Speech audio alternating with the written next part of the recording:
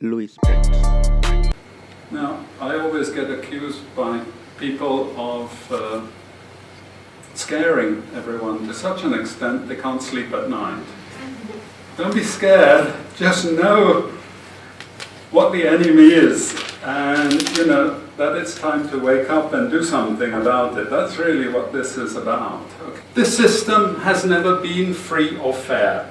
It's the job of academics to pretend it's free and fair. Okay, so the academics are basically the ideologues. We have to pretend to everybody and try and convince everyone this is a free and fair system. If everyone participates, we'll all be better off. Okay, so that's the job of the academics. And when academics actually write, they say it serves the interests of everyone. It benefits everyone. World welfare is improved. Of course, this is not true. It's not to say that we are not better off because of some of the international trade agreements. I'm not saying that. But the system is there to serve the rich and the powerful. Okay, that's what it's about. It's basically not even countries in the final instance, it's the corporations. Okay, it just so happens that initially most of the rich and powerful corporations are located in the United States, Europe. But this is also changing now. In the not too distant future, the country calling the shots will be China.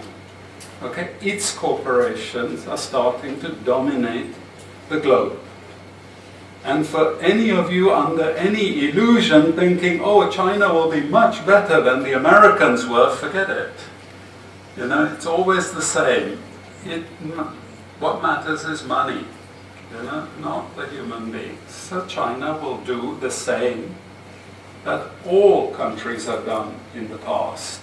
They will make use of the system and the international institutions that control the system.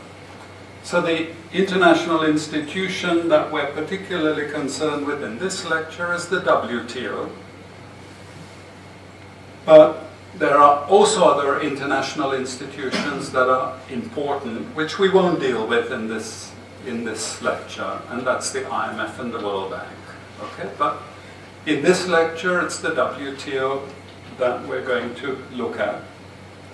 Now, what I want to do is just very briefly go through 400 years of history, just like this. And why this is important to me is because when we talk about free trade today and countries having the right to choose, we forget that most of the countries we're talking about were colonized.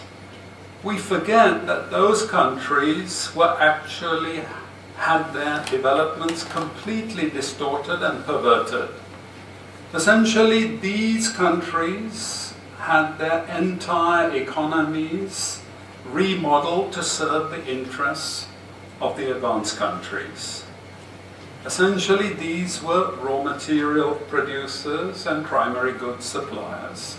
It's very important because when we teach doctrines of trade, we say these countries are free to produce whatever they want to produce. Of course, this is not true. This is just simply a myth. They're not free to produce whatever they want to produce according to their advantage. They were forced into the production of certain commodities. And the aim of the system is to keep them producing precisely those commodities for the interest of the advanced countries. Okay? So Sri Lanka was not naturally a tea producer. India was not naturally a tea producer. Okay? Not any more than China was naturally a rice producer. In fact, in the 1950s, advisors to the new Chinese Communist government even told China that your natural advantage is producing rice. Okay? In other words, they wanted China to fit into that same mold. produce what you're good at producing, but of course the reason why these countries were told to do this is because it served the advanced countries' interests. And that's what colonization did. It actually destroyed the self-sufficient base of these countries, forced them into the production of one or two goods. And the most important thing it deprived them of was their own food production. Okay, because once I destroy the food production of a country, they're my prisoner. What's very important, even when we look at the systems today, people talk with one tongue, but actually the meaning is something totally different. Just an example of Britain. Preached free trade at the time of its industrialization, and its industrialization was based on garments and textiles. But there was one country that actually was superior to Britain in the production of garments. It galls me to say this, but it's India. I wanted to say Sri Lanka, but I can't. Okay, it was India.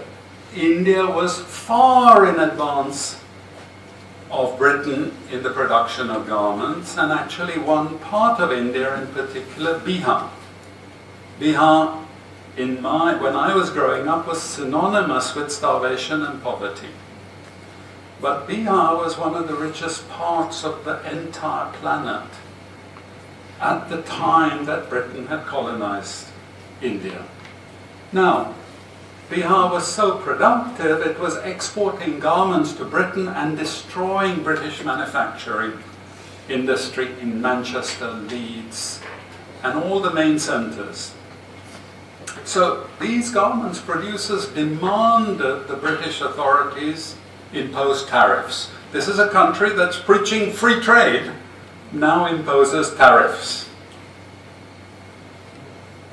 Indians were so productive that even when the tariff went as high as 75% on the value of the import, 75% tax, Indians were still beating the British. That's how competitive they were. So, what does a good colonial power do? They simply banned all garments production in India. They forced the closure of all the factories in India. And that's why essentially Bihar went into decline, and we have the end result being poverty. This is one of the poorest parts of India. Okay, now it's the hypocrisy I wanted to get to, because it's the same hypocrisy of the US.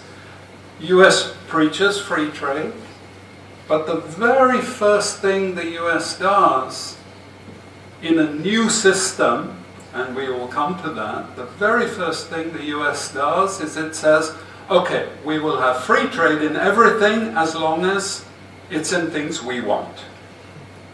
But if it's in anything that the developing countries want, we're blocking it. So what developing countries wanted was free trade in agricultural goods, where developing countries had an advantage. But the Americans said no free trade in agricultural goods. So basically, in one sweep, they knocked out most of the exports of the developing countries. The second thing that developing countries wanted was free trade in garments. The US took that as well out of any discussions of free trade. You see, so it's again this endless hypocrisy. We preach one thing, our academics teach that in the universities, but there's absolutely no intention of practicing it. Okay? It's just a game we're playing. If we can convince you to actually abide by the free trade, then we win. Because we're not practicing it. And we will come to this again and again as we go along. Part of the present system after decolonization, remember now we can't tell India what to produce, but now we have to create the structures to get the countries that we want to produce these raw materials to do our bidding. And those structures involve debt. Okay, we indebt these developing countries. If you don't do what we say, we call in the debts, and then you're in trouble. Okay, and that's where the institutions of the IMF and the World Bank come in and play an important role. Apart from this economic control through debt, we also impose political controls and, yes, I'm going to say, bribery and corruption. Okay, bribery and corruption has been incredibly important for the West. To actually bribe the politicians that they want to bribe to do the things that the Western countries want them to do. But, of course, now in the academic literature, the way we see it is developing country bureaucrats are somehow genetically inclined towards bribery and corruption, you know. As long as you have a black skin or brown skin or even a yellow skin, you are suspiciously inclined towards bribery and corruption. Okay? I mean, that's basically the way we have the literature. I'm being very crude about it, but these are many of the studies on corruption. In fact, we don't see that the whole system of corruption is part of that control mechanism that we have imposed. The last part of that control, which I've mentioned, is ideology. So people come to ISS, we teach them, you should produce these goods, this is the way you should run your economy. They go back to their countries, they do exactly what we have told them. We hope not, but anyway. That's the role of ideology. The very last round we're in is called the Doha round. And that I will also give a little bit of time to. I'm just going to take up some of the Uruguay round issues, because those are what are reappearing in TTIP. And the Doha round new issues are also in TTIP. Okay, so it's really these new issues in the Doha round which the corporations have been after for a very long time, which they now want to put, well, basically put to rest. In other words, we want it over and done with. And once that is over and done with, actually, there will not be another global trade round. Okay, this is the very last global trade round, because after this, everything has been achieved. And the corporations know it's too expensive, because I told you they have spent billions and billions of dollars. They're not going to spend this again. Okay, this is the last time, and this is actually not much more is needed after this. So I'm just going to look at a couple of things. One thing of note is, in every trade round discussion, the question should always be asked, but is not asked in the literature, who sets the agenda? And who appoints the chairperson? Because these are two very important aspects of every trade round. Well, the agenda is always set by the advanced countries, always. Developing countries have no say whatsoever. Who appoints the chairperson? Normally it's the United States. Okay? They're the ones who ultimately appoint the chairperson of every round. Okay, so in the Doha round, the chairperson, the initial chairperson, was the trade minister of Kuwait. Okay, one of the US's client states, in other words. And basically, the entire agenda was set by the advanced countries. Has always been. The developing countries don't have a say. Problem now is countries like China, Brazil, India, they're pretty angry about this because they feel they're powerful and they want a say. So this is creating a number of problems. And these are the important bits and pieces in the Uruguay round. A few of these we need to pay some attention to.